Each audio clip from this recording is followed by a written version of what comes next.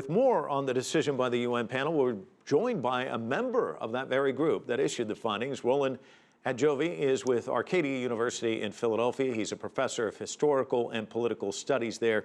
And Roland, thanks so much for joining us. I read through your document that's online. Point 26 reads, Mr. Assange faces a well-founded risk of political persecution and cruel, inhumane, and degrading treatment. The British and Swedish governments have dismissed the panel's ruling, saying it's not legally binding. So I want to get your take since you put so much effort into writing it. The government usually challenge whatever the working group does whenever it doesn't serve their purpose. The working group is independent, and here is why the decision of the working group has authoritative nature. Because states, through the Human Rights Council, created the working group to resolve dispute of this nature. Can we imagine that state created the working group to dismiss its conclusion when it makes the finding? That would be very strange. The second thing is the working group share the power of the Human Rights Council because this type of dispute were resolved by the Human Rights Council in the past. So the Human Rights Council delegates its authority to the working group. So whatever the working group will do within its mandate, it's the same as, has the same nature as what the Human Rights Council will do. Finally, the two legal instruments on the basis of which the working group issue its decision are binding instruments for Sweden and for United Kingdom. Those instruments are the Universal Declaration of Human Rights and the International Covenant on Civil and Political Rights. The first one is customary law. The second one is a treaty law.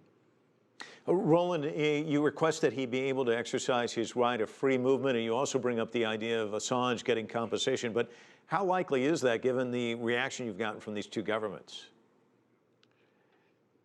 Government has challenged what opinion the working group issue in the past, and with time they end up complying.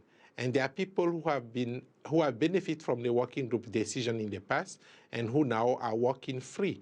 You have Aung San Suu Kyi from Myanmar. You have Alan Gross from the US who was detained in Cuba in the past. You have the Cuban detainees here, and you have some of the detainees in Guantanamo.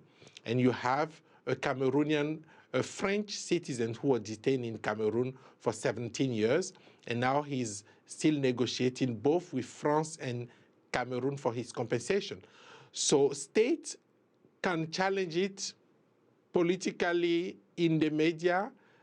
In the long run, they find a way to comply, they find a way to resolve it, and we are always happy when they reach that point. You mentioned they can challenge it. Assange made a big deal out of the fact that they've had this document for 2 weeks and they haven't appealed it. Is that a big deal? There is no procedure of appeal, so state cannot appeal the decision of the working group.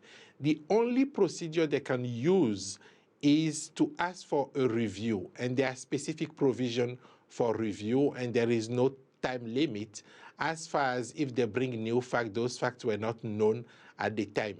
But one has to remember that this procedure was adversary. We heard the case from Assange, we heard the case from the two governments involved before issuing our decision.